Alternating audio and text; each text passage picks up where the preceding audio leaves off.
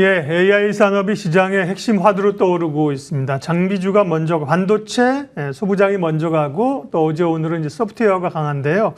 관련된 산업, 그다음에 반도체 업종 가운데서 한 기업 ISC 집중 분석합니다. 하이투자증권 스마트 PB센터 이화진 과장님 모셨고요. 정경민 변리사님 함께합니다. 어서 들어오십시오. 이화진 과장님, 말씀드린 것처럼 이제 AI 열풍으로 반도체가 가다가 지금은 이제 소프트웨어가 가는데 반도체 소부장 쪽으로 이 효과가 계속 이어집니까? 네, 뭐 일단 지난주에 이제 SK 하이닉스나 이제 삼성전자에서 이제 콘코를 발언이 가장 공통적인 이제 얘기가 있는데, 결국에는 HBM에 대한 캐파를 이제 2배 증설한다 얘기가 나왔습니다. 물론 오늘 이제 네이버도 이제 시장을 이제 크게 이끌고 있는 흐름이 나오고 있는데, 결국에는 이제 콘콜 이후에 이제 내년부터 본격적으로 HBM 관련 캐파가 증설된다라고 하게 되면은 결국 이런 신규 장비에 대한 이제 공급 계약들이 좀 하반기 때부터 본격적으로 좀 이루어지지 않을까라고 생각을 하고 있기 때문에 분명히 이 시장 자체가 커지는 건 일단 맞습니다. 물론 그렇기 때문에 이런 이제 하반기 때부터 나올 모멘텀이나 이런 부분들은 당장의 실적은 아니더라도 내년이나 2026년까지는 계속 꾸준하게 이어질 모멘텀이기 때문에 이런 낙수 효과는 충분히 좀 이제 이루어질 수 있다 말씀드리겠습니다. 네, 컨콜 실적 발표하면서 컨퍼런스 콜 설명회를 한 건데요. 자존심을 구긴 삼성전자가 우리도 HBM 확대할 거야. SK 하이닉스와 HBM을 놓고 기싸움이 엄청나게 펼쳐지는데 투자자들은 낙수 효과가 있는 기업을 거기 찾으면 되는 겁니다. 그런 기업 가운데 하나가 ISC인데요. 변리사님, ISC는 어떤 기업입니까? 네, ISC는 이제 2003년에 실리콘 러버형 테스트 소켓을 세계 최초로 상용화한 실리콘 러버형 테스트 소켓의 원천 기술을 이제 보유한 기업입니다. 2014년도에 이런 그 테스트 소켓 2위 업체인 일본의 JMT를 인수해서 글로벌 테스트 소켓 시장에서 입지를 확고히 하고 있습니다. 이 원천 기술을 기반으로 연구 개발을 지속해서 고내구성 니켈 코반트 컨택터, 다층 구조의 프로브 MEMS를 개발해서 신기술 인증을 획득하는 등 기술력을 상당히 인정받고 있는 회사다, 이렇게 보시면 되겠고요. 이로 인해서 이제 한국거래소에서 2014년부터 2020년까지 코스닥 라이징 스타 기업으로 선정된 바 있습니다. 네. 주가도 최근에 많이 올랐는데요. 이화진 과장님, 그러면 이 HBM, AI 반도체 관련해서 ISC가 후공정 검사 장비인데요. 특별히 좀 부각받는 또 전망, 긍정적 전망을 할 수 있는 이유는 뭡니까?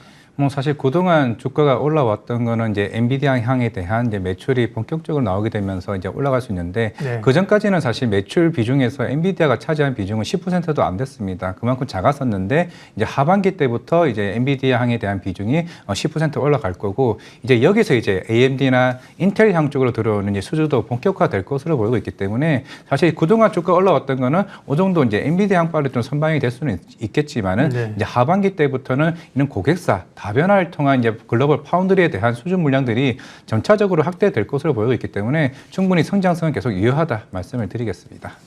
지금 이제 엔비디아 얘기하셨는데 변리사님, ISC의 주요 고객사는 엔비디아 말고 또 어디가 있는지 이 부분에서 또 기술력은 어떻게 평가됩니까? 일단 주요 사업 부분이 이제 제조 부분이 가장 큰 부분이 될 거라고 볼 수 있겠고요. 그 외에도 이제 R&D 부분도 좀 있는데, 제조 부분은 이제 대체적으로 이제 그 테스트 소켓류에 해당하게 되겠습니다. 그래서 이제 테스트 소켓은 이제 최종 패키지 공정까지 완료된 이제 반도체 불량 여부로 이제 판단을 하게 되는데, 뭐 포거형과 실리콘 러버형 두 가지가 존재하고요. 여기 ISC는 두 가지 다 뭐 생산을 하고 있다, 이렇게 보시면 되겠습니다. 주요 고객은 이제 뭐 유명한 반도체 업체, 뭐 삼성전자, SK 하이닉스가 이제 국내에서는 있고요. 해외에서는 이제 인텔, 퀄컴, 애플 등의 이제 해외 업체를 고객사로 확보해서 글로벌 시장에 현재 진출한 바 있습니다. 네. 결국 이제 실적이 뒷받침을 해줘야 되는데요. 기존의 이제 실적 추정치를 보면 작년에 비해서 뭐 이렇게 드라마틱하게 매출이나 영업이익이 늘어나는 것 같지는 않습니다. 기존 전망치는. 근데 거기 이제 새로운 모멘텀에 이제 엔비디아 모멘텀이 붙었기 때문에 이런 것들이 향후 매출에 얼마나 영향을 줄지가 궁금하네요. 대부분 이제 증권사 리포트의 추정치가 이제 올해 이제 가이던스가 대략 한 2천억 정도 어느 정도 예상을 하고 있고, 매출이요?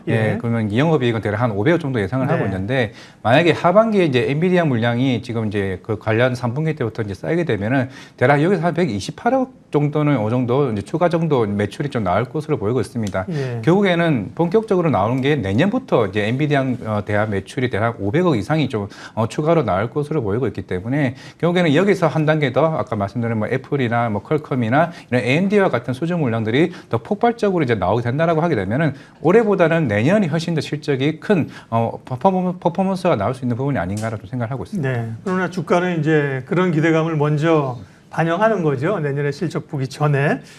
주가 얘기는 잠시 후에 보겠고요. ISC 특허 현황 좀 체크할까요, 변리사님? 네, 그 특허는 2001년부터 출원을 시작해서요. 현재 뭐 그래프 보시면 아시겠지만 네. 2013년도부터 상당히 많은 특허가 이제 출원이 되고 있습니다.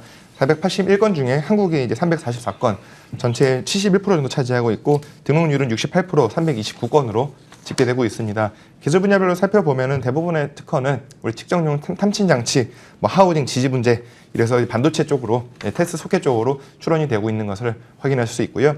최근에 이제 등록된 특허를 좀 살펴보자면은 2022년도에 출원돼서 2023년도에 등록된 특허가 첫 번째로 나오게 되는데 검사용 소켓에 대한 것입니다. 뭐 추가 장비 없이도 버닝 테스트의 수행에 필요한 열을 제공할 수 있는 소켓을 제공하는 특허가 이제 첫 번째 특허고, 두 번째 특허는 이제 2022년도 4월에 출원돼서 이제 그해 바로 등록된 특허인데 미세 피치 반도체 검사 장치 방법에 대한 것입니다.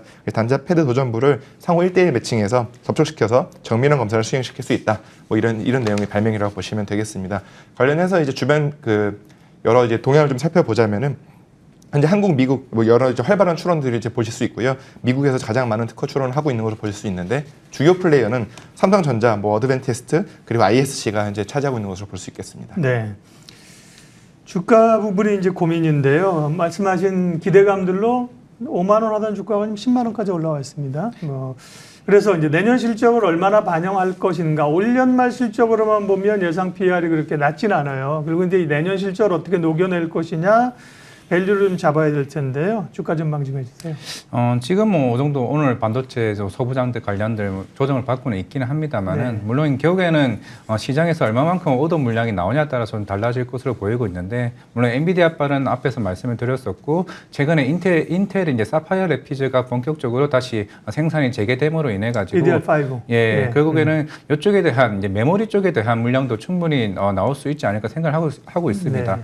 물론 ISC에서 매출 비중이 비메모리가 한 70%를 차지하고 있기는 하지만은 결국에는 엔비디아나 이제 AMD나 이제 그 인텔과 같은 여러 이제 비메모리와 메모리 업체들에 대한 수요가 아마 하반기 때부터는 본격적으로 이제 이런 관련된 AI 쪽에 대한 경쟁이 본격적으로 좀 치열해질 것으로 보이고 있기 때문에 결국에는 수급적인 자체보다도 이제 어느 정도 시장에 대한 성장성으로 좀 부각이 된다라고 하게 되면은 충분히 주가는 여기서 더 올라갈 수 있다고 생각을 하고 있기 때문에 만약 여기서 주가가 어느 정도 10% 내외적으로 빠진다라고 하게 되면은 충분히 매수 접근으로 접근해도 되지 않을까 좀 생각을 하고 있습니다. 네. 조정시 매수 관점. 네, 맞습니다. 네. 혹은 분할 매수. 네, 분할 매수. ISC에 관한 얘기를 해주셨습니다. 후공정에 대한 관심이 계속 높아지고 있고요. 반도체에 대해서는 뭐 지금 적층형 HBM이라든지 또 한 기판에서 여러 개 반도체를 만들어낸다든지 또 뭐지 어드밴스 후공정 가운데 여러 스타디를 좀 해야 돼. 그런 상황들에 있어서요. 오늘은 이제 ISC를 집중적으로 분석했습니다. 하이투자증권 스마트 PB센터 이화진 과장님 그리고 정경민 변리사님 두 분 함께 해주셨습니다. 고맙습니다.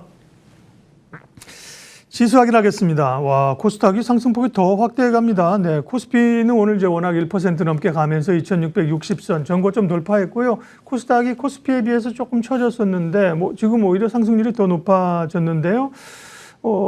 카카오페이 이런 쪽도 있을 거고요. 2차 전지가 밀리지 않으면서 함께 더 강세 모습을 나타내 줍니다. 네, 이슈 앤뷰는 오늘 여기까지 하겠습니다. 함께 해주셔서 고맙습니다.